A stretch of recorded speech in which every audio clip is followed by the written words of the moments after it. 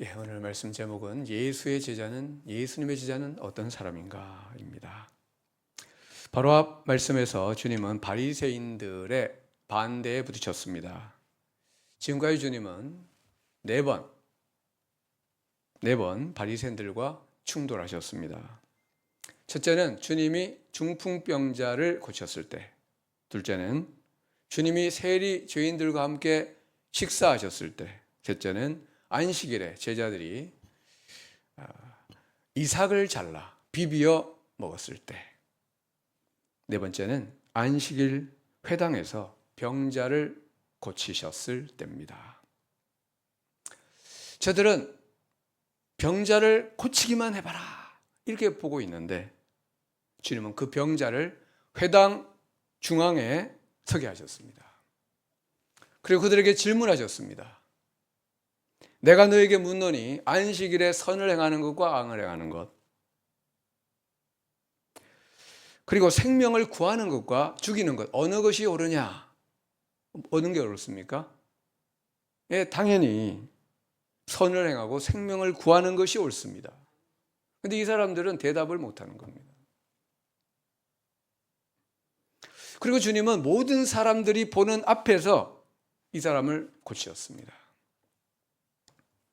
바리새인으로서는 완전한 패배를 당한 것이었습니다. 성경은 이때 그들의 반응을 이렇게 기록하고 있습니다. 6장 11절. 그들은 노기가 가득하여 화가 잔뜩 나서 예수를 어떻게 할까 하고 서로 의논하니라. 마태복음에는 예수를 어떻게 죽일까 의논했다라고 되어 있습니다. 그러니까 저들은 예수님을 죽이기로 작정을 했고 어떤 방법으로 죽일까를 의논을 시작한 겁니다. 성경에 두 종류의 사람이 나옵니다. 첫째는 예수를 어떻게 죽일까 연구하는 사람들입니다. 그들은 3년 동안 이 연구를 했습니다. 그리고 마침내 예수님을 죽였습니다. 이들이 예수님을 죽인 이유가 뭡니까? 예수님을 죽여야 우리가 산다. 예수님을 죽여야 자기들이 산다고 생각했기 때문입니다. 그래서 예수님을 죽였습니다. 그런데 예수님은 부활하셨고 자기들이 죽게 되었습니다. 자기들이 영원한 멸망에 처해지게 된 겁니다. 여러분, 예수님을 죽이면 자기가 죽는 겁니다. 세상에서 가장 불행한 사람이 되는 것이죠. 또 한 사람은 어떻게 하면은 내가 죽을까? 이거를 기도하는 사람들이 있습니다. 여러분, 신앙생활이 뭡니까? 신앙생활은 내가 죽는 겁니다. 나는 죽고 내 안에 예수님이 사는 것, 이것이 신앙생활입니다. 여러분, 내가 죽어야 내 안에 예수님이 삽니다. 내가 살면 예수님이 죽습니다. 지금 은퇴하셨는데 우리 선한목자교회 유기성 목사님이라고 계십니다. 이분이 평생 외친 구호가 있는데 뭡니까? 나는 죽고 예수로 살자.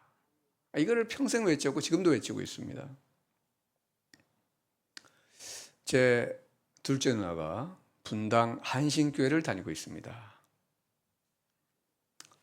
한국 민족을 신자화하자. 그래서 한신교회라고 합니다. 이 교회를 개척하신 분이 고 이중표 목사님입니다. 이분이 뭐로 유명하시죠? 별세신앙. 이분이 평생 신앙과 목회의 모태로 삼은 게 있는데 별세신앙입니다. 별세신앙. 별세가 뭡니까? 죽는 겁니다. 내가 죽는 신앙. 그래서 내 안에 예수님이 사시는 신앙. 이거를 평생 외쳤습니다. 그래서 그 교회 성도들은 이 별세 신앙으로 무장이 되어 있다는 겁니다. 이중표 목사님이 1대 목사고 2대 목사님도 은퇴하시고 지금 3대 목사님이 목회하시는데 이 정신이 그대로 계승되어 있다는 겁니다. 그러면서 교회 자랑을 하는 겁니다. 자랑할 만하죠? 네, 그렇습니다. 여러분, 나는 죽고 내 안에 예수로 사는 삶, 이것이 우리 신앙생활의 핵심이며 결론인 겁니다. 이것이 바로 사도 바울의 신앙의 모토였습니다. 갈라디아서 2장 20절, 내가 그리스도와 함께 십자가 못 박혔나니 그런즉 이제는 내가 사는 것이 아니요 오직 내 안에 그리스도께서 사시는 것이라. 나는 죽었고 내 안에 그리스도께서 사신다. 이제 내가 육체 가운데 사는 것은 나를 사랑하사 나를 위하여 자기 자신을 버리신 하나님의 아들을 믿는 믿음 안에서 사는 것이라. 여러분, 평안한 가운데 부흥하는 교회들의 특징이 있습니다. 그 교회 목회자와 성도들이 이 별세 신앙, 나는 죽고 예수님으로 산다, 이 신앙으로 무장되어 있는 겁니다. 이 신앙으로 무장되어 있으면 저와 여러분이 그 교회는 반드시 부흥하게 되어 있습니다. 안 되면 이상한 거예요. 근데 사실 우리 교회 표도 이 별세 신앙입니다. 우리 교회 주보에 3대 표가 적혀 있습니다. 이거는 올해 표고 우리 교회 주보에 3대 표가 적혀 있습니다. 개척할 때 주님이 주신 표입니다. 오직 예수, 오직 믿음, 오직 하나님께 영광. 주제 성구는 갈라디아서 2장 20절입니다. 이 표와 주제 성구에 우리 교회의 기도 제목이 담겨 있습니다. 내가 그리스도와 함께 십자가에 못 박혔나니 그런즉 이제는 내가 사는 것이 아니요 오직 내 안에 그리스도께서 사시는 것이라. 나는 죽고 오직 예수로 살게 하소서. 이제 내가 육체 가운데 사는 것은 나를 사랑하사 나를 위하여 자기 자신을 버리신 하나님의 아들을 믿는 믿음 안에서 사는 것이라. 오직 믿음으로 살게 하소서. 그래서 오직 하나님께 영광을 돌리는 교회와 성도가 되게 하소서. 저는 새벽에 기도할 때마다 이 세 가지를 위해서 기도하고 있습니다. 여러분도 기도하시기를 바랍니다. 특히 주일에 예배당에 와서 제일 먼저 뭘 보게 됩니까? 주보를 보게 됩니다. 주보를 보면서 일면을 보면서 이 기도를 해야 됩니다. 예배 드리기 전에 주님, 나는 죽고 오직 예수로 살게 하소서. 내 생각, 내 욕심 내려놓고 오직 믿음으로 살게 하소서. 그래서 오직 하나님께 영광을 돌리게 하소서. 이 기도 제목으로 기도하시기를 바랍니다. 바리새인들은 예수님을 어떻게 죽일까 연구했습니다. 그때 예수님이 뭘 하셨습니까? 저들이 어떻게 죽일까 연구할 때 예수님이 뭐 하셨습니까? 우리 12절 말씀 같이 읽어보겠습니다. 이때에 시작. 이때에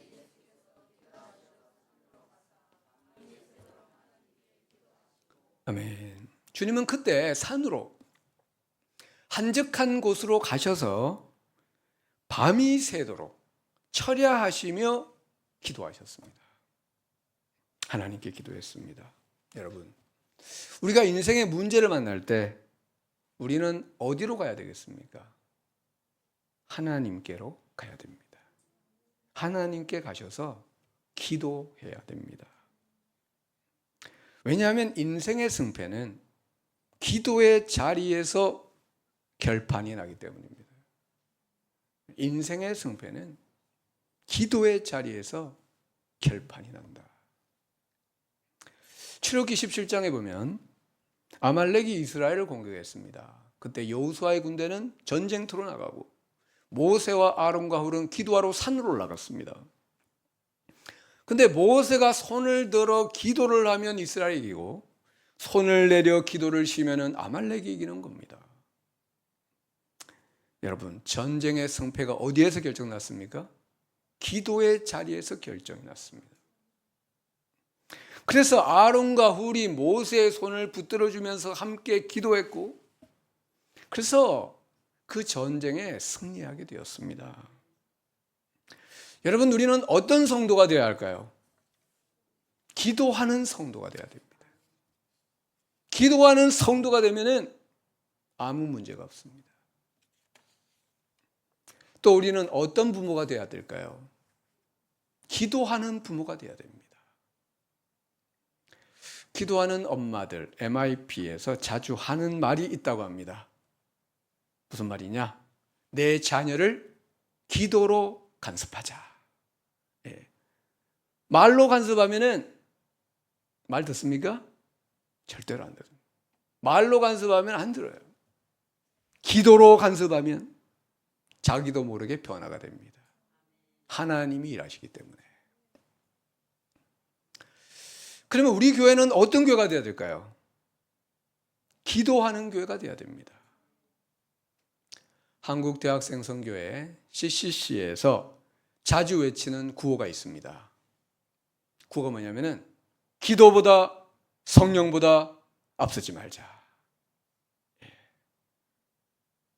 기도보다 성령보다 앞서지 말자. 내 생각, 내 열심을 앞세우면은 일을 그르치게 됩니다. 우리는 기도보다 성령보다 절대로 앞서면 안 됩니다. 무슨 일을 하든지 먼저 하나님께 나아가 여쭤봐야 됩니다. 그러면서 기도하면서 성령님의 뒤를 따라가야 됩니다. 그리하면 형통하리라. 우리 모두 이런 성도, 이런 부모, 이런 교회 되기를 축원합니다. 예수님이 밤이 새도록 기도하셨다고 했는데 이 표현은 성경에 여기에만 나와 있습니다. 딱 한 번 나옵니다. 밤이 새도록 기도하셨다. 주님은 그날 밤에 밤이 새도록 기도하셨습니다. 왜 그러셨을까요? 다음 날 아주 중요한 일을 하셨기 때문에, 다음 날 너무너무 중요한 일을 해야 되기 때문에. 그 중요한 일이 뭡니까? 12 제자를 세우는 일이었습니다. 우리 13절 같이 읽겠습니다. 예, 그거 말고 그 앞에, 예, 제가 13절, 여러분 성경책에 다 있죠? 예, 제가 읽겠습니다. 밝음에 그 제자들을 부르사 그 중에서 12를 택하여 사도라 칭하셨으니. 당시 주님을 따르는 제자는 수십 명, 왜냐하면 70인의 제자를 파송하기도 했습니다. 수백 명, 어떤 주석에는 수천 명에 달했다, 이런 주석도 있습니다. 그러니까 제자는 많았어요. 근데 그 제자들을 부르셔서 그 중에서 12를 택하여 사도라 부르셨다는 겁니다. 그러니까 당시 제자는 다수였습니다. 12 제자만 있는 게 아니에요. 많았어요. 근데 사도는 몇 명이에요? 사도는 딱 12명입니다. 사도는 많지가 않습니다. 물론 나중에 가면 이제 사도 바울, 바나바에게도 사도라는 이름이 주어지는데 기본적으로는 12명입니다. 여러분, 우리는 예수님의 제자일까요? 네, 우리는 예수님의 제자입니다. 나는 예수님을 믿는데 예수님의 제자는 되지 않겠다, 이런 거 있습니까? 이런 건 없습니다. 예수님을 믿는다는 것은 예수님의 제자가 되겠다는 것입니다. 우리 한번 따라해 봅시다. 나는 예수님의 제자다. 우리는 예수님의 제자다. 그럼 제자는 어떤 사람입니까? 제자. 첫째 제자는 배우는 사람입니다. 제자, 마데테스라는 단어인데요. 이 단어는 배우다는 뜻의 만단어에서 유래했는데 배우는 사람이다는 뜻입니다. 그러니까 예수님의 제자는 예수님께 배우는 사람입니다. 우리가 예수님을 믿는다는 것은 예수님께 배우기로 결심했다는 뜻입니다. 여러분, 누가 좋은 제자일까요? 누가? 예수님께 잘 배우는 사람이 좋은 제자입니다. 그럼 우리는 어떻게 예수님께 잘 배울 수 있을까요? 어떻게? 성경 말씀을 통해 잘 배울 수 있습니다. 왜냐하면 성경에 예수님의 말씀과 행적들이 기록되어 있기 때문에.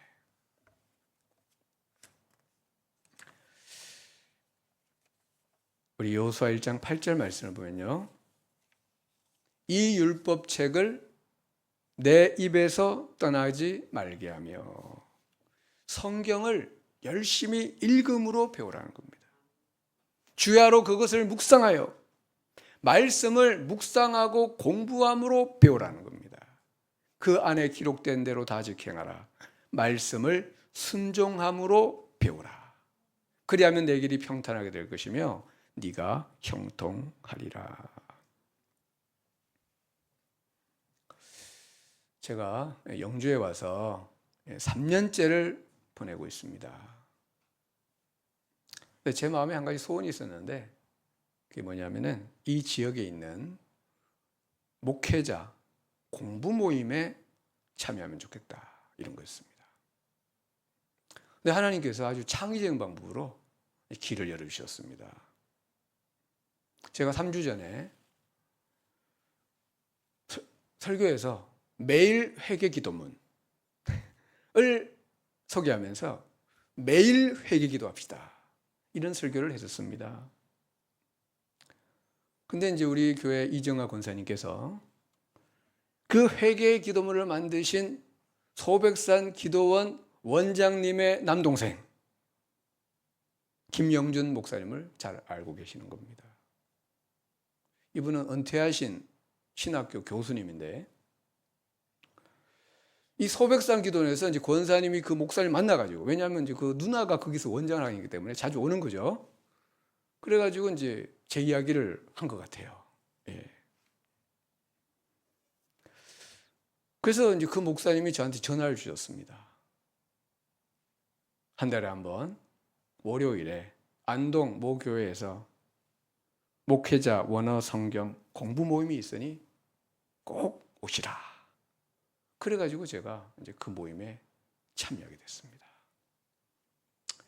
하나님의 제 마음의 소원을 응답해 주셨는데 하나님의 은혜입니다. 여러분, 저도 주님의 제자로서 열심히 배우고자 합니다. 여러분도 주님의 제자로서 열심히 누구한테? 예수님께 열심히 배우시길 바랍니다. 제자는 배우는 사람입니다. 안 배우고는 제자가 안 돼요. 안 배우는데 무슨 제자입니까? 제자는 배우는 사람입니다. 예수님께 열심히 배우셔서 우리 모두 예수님의 멋진 제자가 되기를 축복합니다. 두 번째, 예수님의 제자는 예수님과 결합된 사람입니다. 어떻게 결합됩니까? 나는 죽고 예수님으로 살 때 결합이 되는 겁니다. 한번 따라해 봅시다. 나는 죽고 예수로 살자. 이게 바로 제자의 삶입니다. 세 번째, 예수님의 제자는 주님을 전적으로 따르는 사람, 주님을 닮아가는 사람들입니다. 프랭크 루박 선교사님이 있습니다. 사진에 보면은 프랭크 루박 선교사님이 있습니다. 옛날 분입니다. 1884년 미국의 독실한 기독교 가정에서 태어났는데 16살의 나이로 선교사로 헌신을 했습니다. 31세에 필리핀에서 선교사의 삶을 시작했는데 특히 필리핀 그 남부에 가면은 민다나오 섬이라는 곳이 있어요. 필리핀에서도 가장 그 아래쪽에 있는 필리핀 반군들이 막 거기를 전에 잡고 있었어요. 근데 어쨌든 민다나오 섬에 가서 그 원주민 선교를 하는 가운데 새로운 사명을 받게 되었습니다. 뭐냐면은 문자가 없는 부족들에게 글을 가르치는 거예요. 문자를 만들어주고 글을 가르치는 겁니다. 왜 그렇습니까? 그래야 성경을 읽을 수 있고 그래야 예수님 잘 믿을 수 있기 때문에 하나님께서 그에게 능력과 지혜를 부어줬어요. 그래가지고 어떤 특별한 문자표를 만들었습니다. 이게 하나님이 지혜 주셔서 만든 겁니다. 그 문자표를 보면 사진에 A, B, C, D 이렇게 그 문자표 중에 이제 일부인데 이 뭐냐면은 문맹 퇴치용 시각절 음절 도표입니다. 그러니까 A인데 사람의 머리 모양으로 해가지고 유출을 해가지고 막 이렇게 하는 겁니다. 이 문자표가 전 세계에 퍼져나갔어요. 그가 설립한 세계 문맹 퇴치 선교를 통해서 200가지 다른 언어와 방언을 사용하는 6천만 명이 넘는 사람들이 이 사람들은 문자가 없었는데 자기들의 언어와 방언을 표기하게 되었고 그리고 읽고 쓰는 법을 배우게 되었습니다. 사람들 그를 우리 시대 최고의 선교사요 문맹자들을 위한 사도다 이렇게 불렀고 미국 우표에 등재된 유일한 선교사라고 합니다. 미국 우표에 올라가 있는 유일한 선교사가 이분이라고 합니다. 여러분 프랭크 루박 선교사는 전 세계 수많은 나라와 영혼들을 위해 많은 일을 했지만 그의 인생의 가장 중요한 목표는 하나님과의 친밀한 동행이었습니다. 하나님과의 친밀한 동행. 이게 최고 목표예요. 그러니까 하나님과 친밀히 동행했기 때문에 그런 일을 할 수 있었던 겁니다. 그의 책 권능의 통로에서 그는 이렇게 말하고 있습니다. 하나님의 아들 예수 그리스도를 닮아가는 것이 우리의 목적이다. 우리가 예수님에 대해 제일 먼저 주목하는 것은 아버지의 뜻에 대한 영원한 순종이다. 요한복음은 아들이 스스로 아무것도 할 수 없고 오직 아버지가 행하시는 것을 본대로 행한다는 의미의 말씀을 49번이나 반복한다. 온전히 그리스도를 닮는 것은 하나님의 뜻에 온전히 순종하게 되는 것을 뜻한다.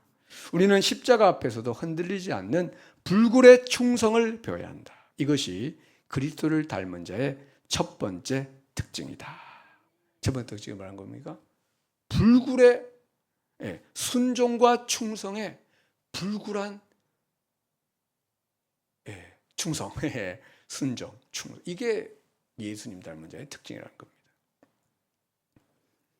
근데 여러분 우리가 이런 주님의 충성과 순종을 우리 스스로 배워서 행할 수 있겠습니까? 할 수가 없습니다. 그래서 선교사님은 또 이렇게 말하고 있습니다. 예수님은 그분의 성령이 우리 안에 들어오셔서 우리에게 아버지의 뜻을 행하려는 의지를 주신다고 약속하신다. 그러면 우리는 하나님의 말씀을 의무여서 따르는 것이 아니라 이 세상에서 우리가 그만큼 하고 싶은 일이 없기 때문에 순종할 것이다. 이게 이 세상에 제일 하고 싶은 거예요. 그래가지고 그거를 한다는 겁니다. 성령님 우리를 변화시켜가지고. 성령님 우리가 하나님을 너무나 사랑해서 하나님을 기쁘시게 해드리길 갈망하게 만드신다. 그런 온전한 사랑은 모든 힘든 일과 죽음까지도 기쁨으로 바꾼다. 여러분 우리가 주님을 따르고자 할 때, 주님께 순종하기로 결단할 때 이런 성령의 은혜가 임하게 될 줄로 믿습니다. 마지막으로 주님의 제자는 심령이 가난한 사람들이었습니다. 우리 17절을 보면 예수께서 그들 12사도와 함께 내려오사 평지에 서시니 뒷부분은 같이 읽어보겠습니다. 그 제자의 많은 무리와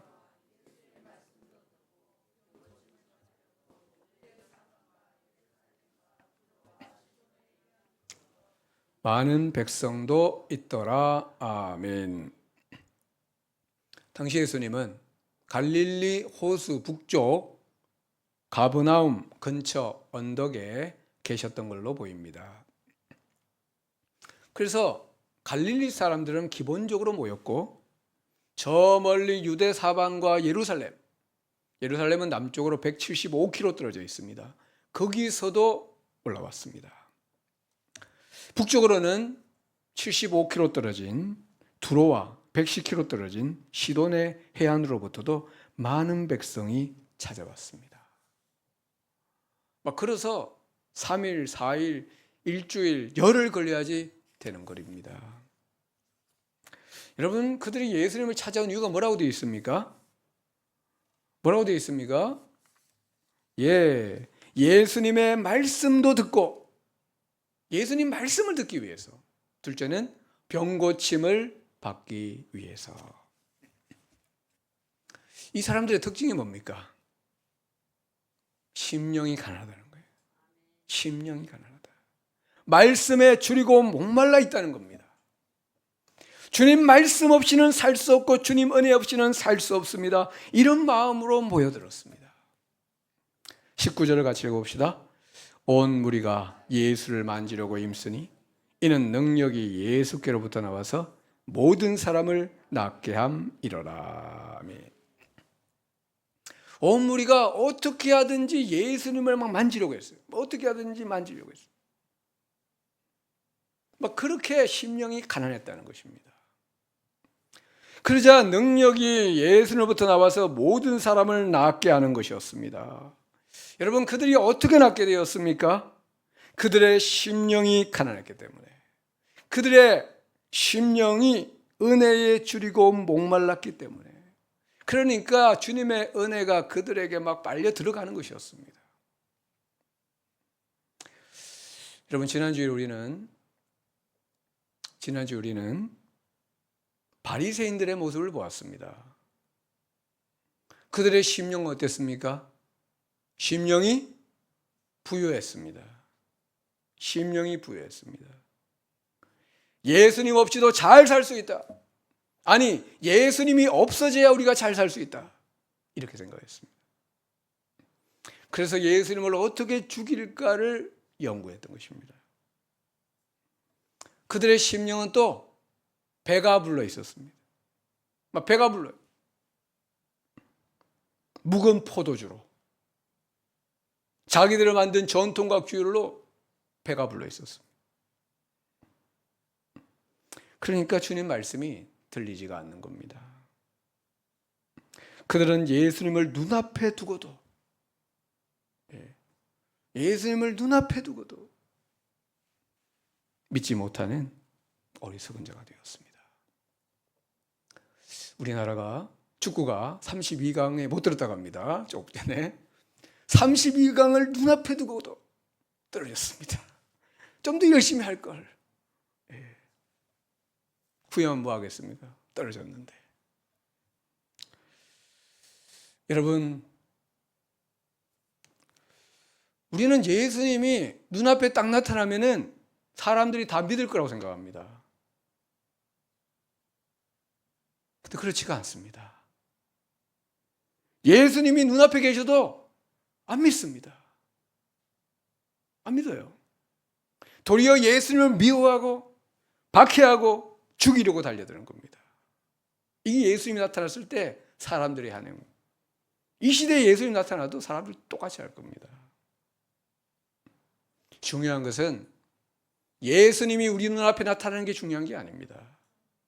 뭐가 중요합니까? 내 심령이 가난해지는 게 중요합니다. 내 심령이 줄이고 목말라지는 게 중요한 겁니다. 이런 자만이 예수님을 믿을 수 있고 그 말씀 받을 수 있고 그 은혜를 누릴 수가 있습니다. 우리 모두 이런 심령의 사람 다 되시기를 주님의 이름으로 축원합니다. 기도하겠습니다. 주님, 우리의 심령이 부유했습니다. 주님 없이도 잘 살 수 있다고 생각했습니다. 우리의 심령이 배가 불렀습니다. 세상의 다른 것으로 배가 불렀습니다. 우리의 어리석음과 우리의 허물을 회개하오니 용서하여 주옵소서. 주님, 우리의 심령이 가난해지게 하옵소서. 우리의 심령이 줄이고 목마르게 하옵소서. 주님 은혜 없이는, 주님 말씀 없이는 하루도 살 수 없습니다. 이런 심령을 갖게 하여 주옵소서. 그래서 주님의 은혜가 우리의 심령과 삶 속에 파도처럼 밀려 들게 하시고, 그래서 우리 심령이 주님의 은혜의 바닷속에, 말씀의 바닷속에 잠기게 하여 주옵소서. 예수님의 이름으로 기도드리옵나이다. 아멘.